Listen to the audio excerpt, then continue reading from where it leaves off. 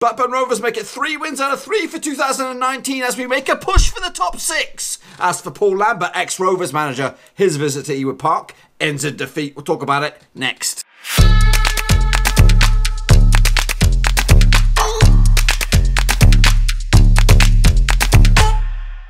That's right, folks, back once again with another match review, this time looking back at Blackburn Rovers' victory up against Ipswich Town at Ewood Park. Now we'll get to that in just 1 second. If you're new to the channel, smash your subscribe button to keep you bang up to date with all things Blackburn Rovers related, championship related, world football related. We're going to all hear under one roof. Now let's take a look at it. The match itself did take place at Ewood Park. Ended up being a big fat 2-0 win for Rovers against Ipswich Town. Now, the total attendance was 12,762 people were there at Ewood to see Rovers coming out top with a 2-0 victory. So after Danny Graham put us in front with a big fat 1-0 lead on the penalty spot, it was then left to substitute Joe Nuttall, smashing home the second with his first touch of the match.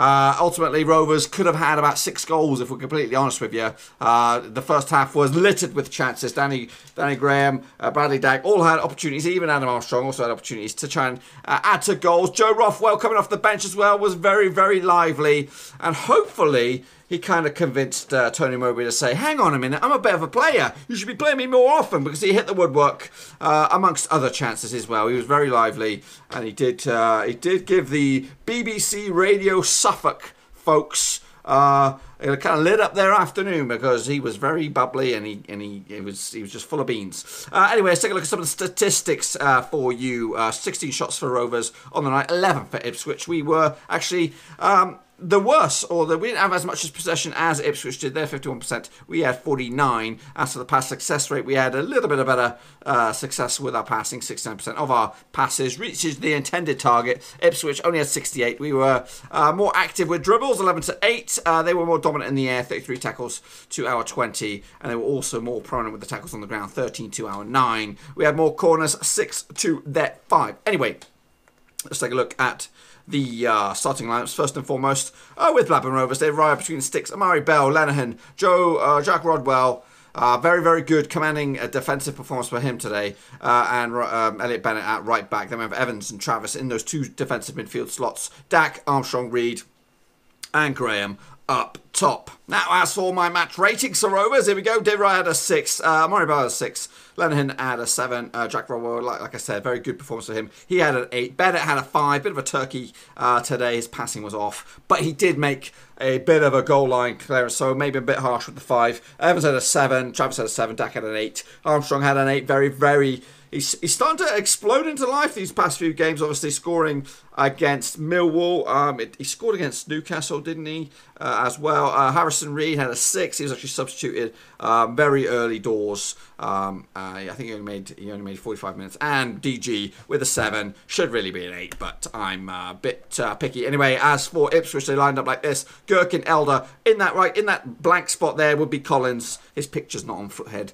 Chambers, Pennington, Sears, Scouse, Chabola, and Judge making his debut. Quainer and Keane. So, as you can see, a lot of players from different clubs. Judge, they brought him in recently. Quainer on loan from Huddersfield. Keane on loan from Hull. They got Elder, it looks like, on loan from Leicester City. He's a bit of a player. I liked Elder. I thought he was good. Pennington was probably their best player on the day. Judge had a very, very good debut for himself. I don't usually give kind of reviews of their own players. Chabola was handy. Scouse was okay. Made a couple of howlers. Quainer caused some problems up front. I was quite surprised when they substituted him.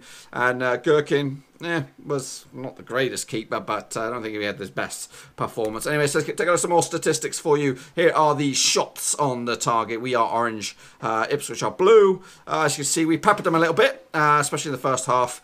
Some more stats for you. Ipswich had more passes than us, 409 to our 398. They had more touches than us, 582 to our 574. What else we got going on there? Down the bottom there, you can see where all the shots took place. How about the old heat maps? If you're a heat map man just like me, you can see where all the action took place. As you can see for Rovers, pretty green. Only a couple of a tiny little bit of red on the left-hand side. I guess that's the old Amari Bell area, Armstrong. As for Ipswich, very prominent down the right-hand side with Pennington. So I guess that's where the majority of their action took place. But monstrous result for Rovers as we now close in on, I think, 6 points now to the playoff spots. I was a little bit reserved about this one. I just had a bit of a queasy feeling before the match, and it looked like it was going to be a stubborn afternoon because we were throwing everything at them.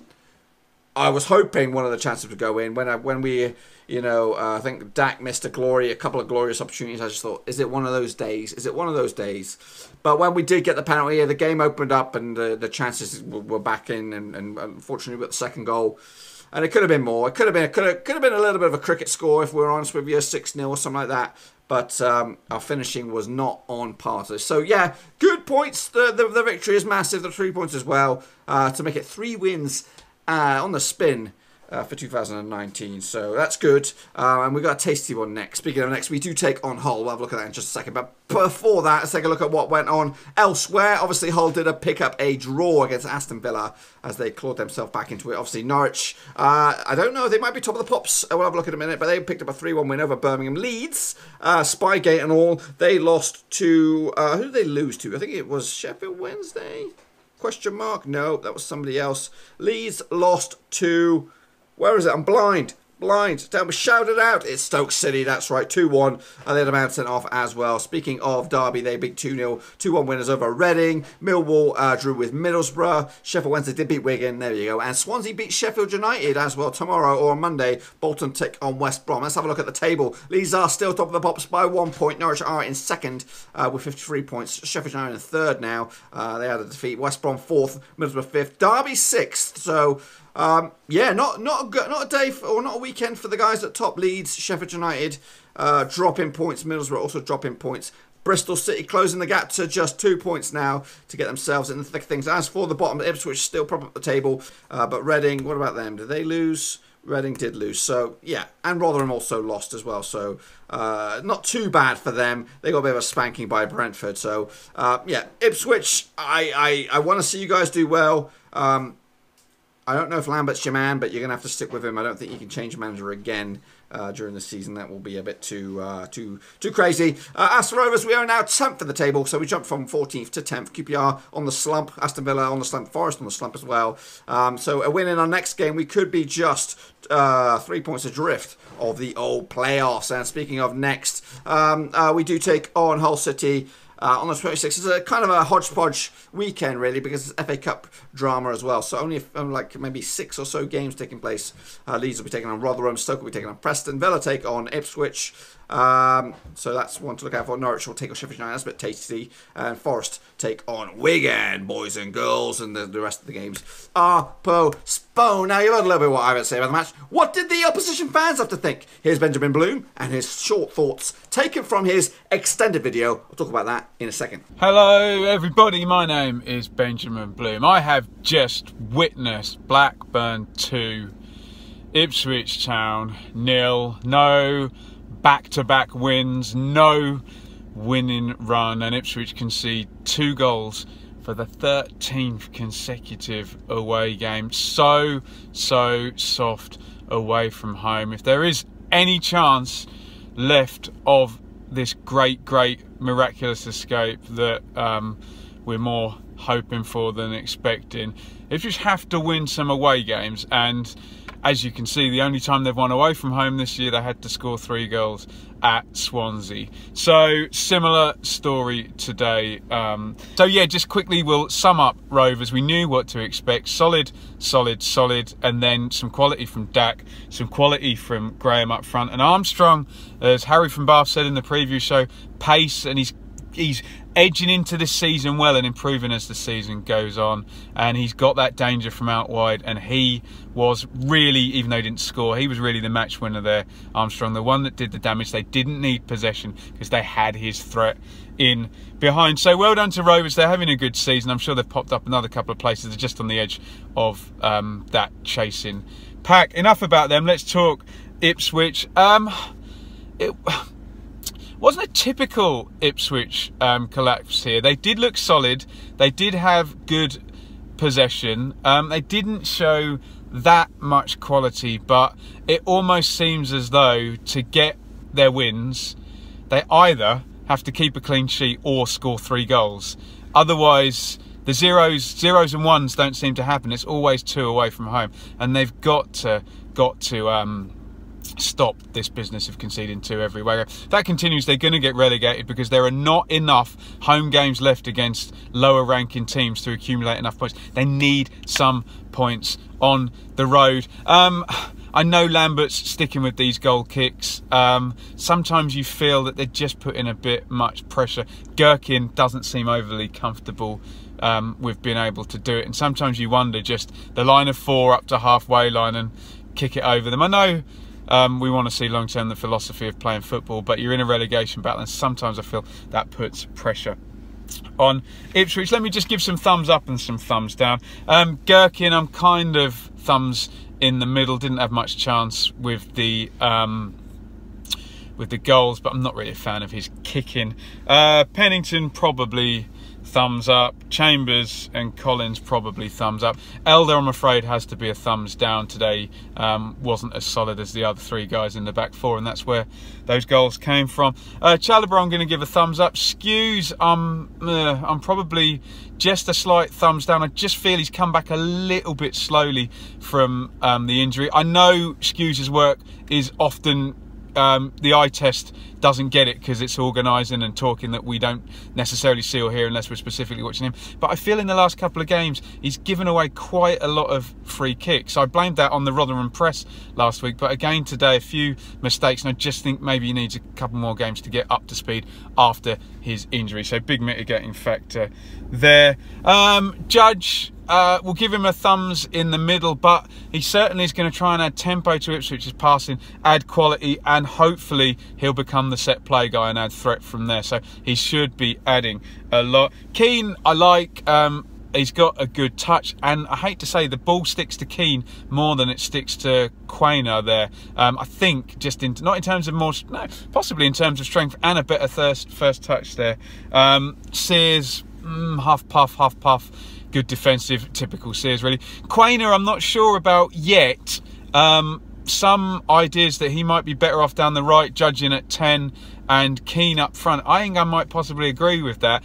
Quainer has got to do more with his first touch and the ball sticking. I know it's a hard old job getting those balls fizzed into you. You've got to be the outlet, and Waghorn was so good at receiving those balls into feet last year, holding it up, relieving tension, drawing fouls, etc, etc. Quainer needs to do better at that. Like I said, folks, if you want to catch the full video for Benjamin Bloom's verdict and review, link to that puppy in the old description below. Now, you've heard what I've had to say about the match, and you've heard what Benjamin Bloom of the Ipswich Town, the Blue Monday podcast, has to say. What about Tony Mowbray? What did he have to think after the match? Here he is with his thoughts. Well, I think intensity levels were down today. I think I wasn't very happy at half-time. I think they weren't very happy either. I think we played against a team who wanted to play from the back and pass it, and I think if we had our normal intensity, we would have took it off them a lot more and created a lot more chances. And yet, that said, the first 10 minutes we potentially could have been 2 up after 10 minutes, I think. But I'm sure Tuesday night had something to do with that. 130 minutes in total we played Tuesday night against Newcastle, and Danny Graham at 33 was asked to go again, as were quite a few of the others. So I think that's a bit to do with the under par first half, I think. Pleased that the substitutes came on and made a difference and affected the game in a positive way. Just pleased for the points on a performance after a midweek game where it went to extra time, that we could get a result. I know we've played against a team who were at the bottom of the league and have struggled to win this year, but as we managed to do a couple of years ago, when you're at the bottom, them teams at some stage are going to start winning because of their extra desire and intensity. And what was important for us today was to make sure we matched all that, and then you hope that an Armstrong, a Dack, a Graham can make the difference. Yeah, listen, it's there wasn't enough of that throughout the game, to be honest. You can see what we do. I get a bit frustrated with the tendency to over hit into Danny Graham, and yet we've talked about that. It's something that works extremely well for us. He's very experienced, and so if it's working, keep doing it. And yet when it doesn't work, we have to put some passes together. We have to play. We have to bounce the ball through midfield. We have to get it to Bradley's feet. We have to have fullbacks overlapping. We have to get it out wide and switch to play. All of that stuff. The second goal was a bit of a culmination of that, and a great pass inside the fullback, a great pick out in the middle of the box, and a goal. So Yeah, listen, at the end of the day, we're happy with the points. These are potential banana skins for us, really. We had to match Ipswich's desire today. I thought we just about managed to do that. Got the points and we move on to next week. Yeah, and scored midweek, so good. Listen, Adam's young boy, 21. He cost, we think he was a snip at the money we got him for. There's huge potential in him. When he learns when to stand, when to run, when he learns the game as a man, as he develops, he's going to be some asset, because they're just the speed and the acceleration that he brings to our team is crucial, particularly with a Dack and a Graham leading the line. We need speed in behind from somewhere, and Adam provides that, of course. Yeah, well, I'm pleased for them, and I'm pleased for Jack Rodwell, of course, because he's had what we're going to say about Jack. He's had a topsy-turvy sort of career as such. We sort of see his quality, we see his the attributes he brings. He's amazing to watch in training, how two-footed he is and how natural he is with the football. And you can see that in little flashes when he gets stuck in a corner, how he checks back inside and he Cruyff turns away from the centre forward and brings the ball out. He does that in training every day, and it's like he has to do it on the grass for us, and he's done it the last few games, and so he'll have an opportunity to keep going. It's why would we change that? And so let's hope he can keep performing, we can keep clean sheets, and we can keep winning games. Not really. Derek Williams was really close. Derek could have sat on the bench, and yet I didn't feel it was. He'd only trained one day in the last 2 weeks, so Derek's been training, as I say, Friday. Looked all right in training, and yet he'll have a full week's training now, and maybe Charlie will get his boots on next week. And he's been on the grass doing stuff with physios, and he hasn't joined in with the team yet, so it wasn't pertinent that he was going to be ready for this one. I would suggest he has got every chance of being ready for next weekend, but as I say, whether we decide to keep it as it is, we'll wait and see. Now, speaking of thoughts, what about the fans that were there or maybe watched somewhere else? Jimmy said this: Rodwell was brilliant today, calm as you like, easy game for him, was actually confident when we were 2-0 up for once, and Lenihan is better when Rodwell plays. He did. I thought they were pretty good. Obviously, Lenihan does the crunchy hard work. Rodwell, very, very experienced professional. He's starting to click into gear. Anyway, Russell Prescott said this: how do you solve a problem like Mulgrew? Captain, leader, composed, set-piece king, but Lenihan and Roswell, I think he means Rodwell, partnership, looking good, 2 clean sheets on the spin. Indeed. What are you going to do when Mulgrew comes back? 3 at the back? Perhaps. James Robertson said this: it's rare to witness a comfortable Rovers victory, but it was today. Rodwell, Armstrong, Travis, standouts in a decent win. The one and only Deuce said this: starting to think it was going to be one of them days, but subs turned it into a solid performance. 3 points for Rovers. Travis continues to impress. Armstrong looked as potent, as rapid as ever. Rodwell looks solid and composed. Rothwell unlucky to hit the post. Feed the nut, and he will score. The brfcs.com forum, a little post on Twitter. I'd like to take the pass from Bennett to Armstrong for the second. Out to dinner, don't we all? Meanwhile, Tom Schofield said this: word on Ipswich, comfortably the worst team I've seen at Rovers this season. Lambert won't take you anywhere with that football. Hope you sort yourselves out.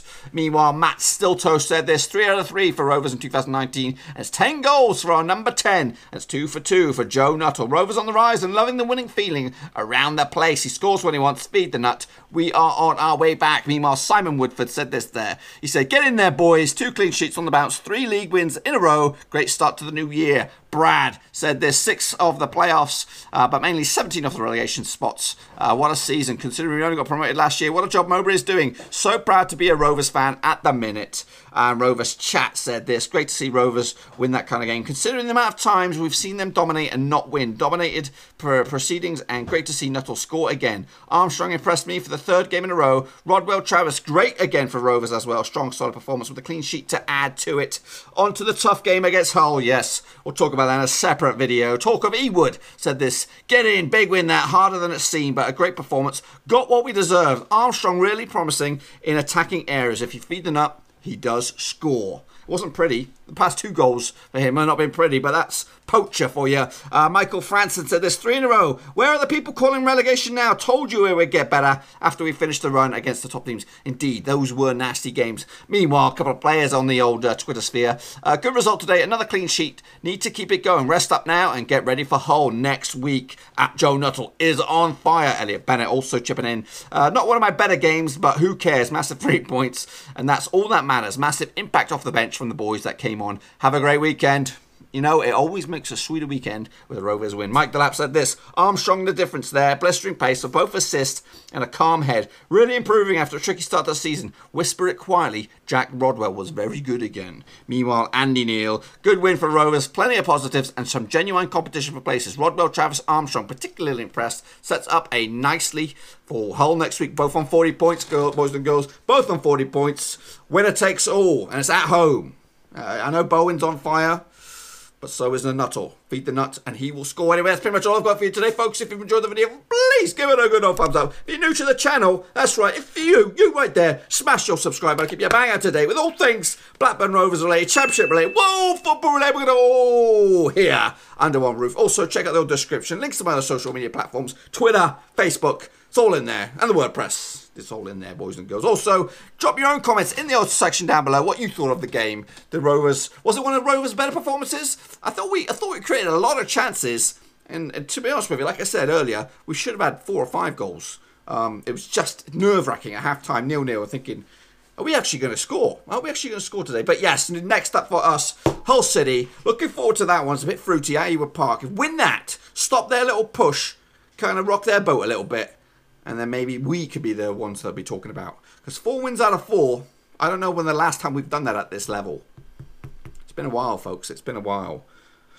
Anyway, I'm going to get out of here. I'll be right back here, probably around about Tuesday, with the old match build-up for Wigan. And Wigan, Hull. Wigan's another story. Let's hope they get relegated, folks. Anyway, I'm going to let you get out of here. Thumbs up, subscribe. Ciao. Thanks again for watching. Please like, share, and most importantly, hit the subscribe button to keep you bang up to date. All things Blackburn Rovers related, championship related, football related. We've got it all covered right under one roof. And while I still have you, please be sure to check out some of the old videos scattered along here. I hope.